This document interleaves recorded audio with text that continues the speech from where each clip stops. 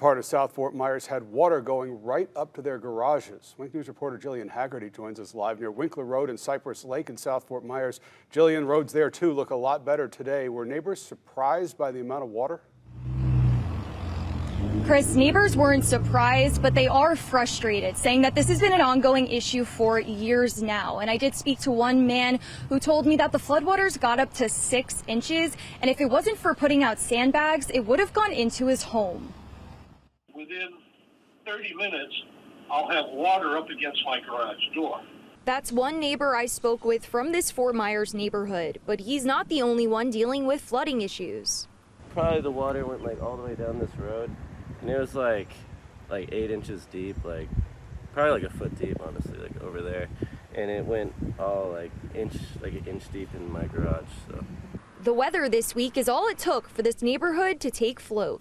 And the minute it hits 2 inches, I'm outside in pouring rain with lightning flashing around, just on a regular storm, sandbagging up my garage. And neighbors have had enough. It sucked when it started getting in the garage because, stuff was getting wet and I had to move stuff around. I was worried it was going to get in the house too, so. Enough to call the city and complain not once, not twice, but countless times over the last few years. What he said is that it drains into an area into pipes that are too small, into a connection that's too small. He says easy enough, all we got to do is dig it up, put a bigger connection in there.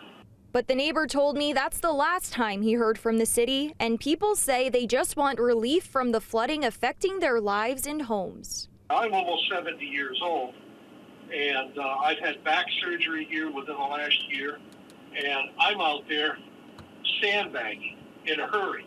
I've got it down to a science, so it only takes me about 20 minutes to sandbag up. But yesterday I had 6 inches of water up against my garage door.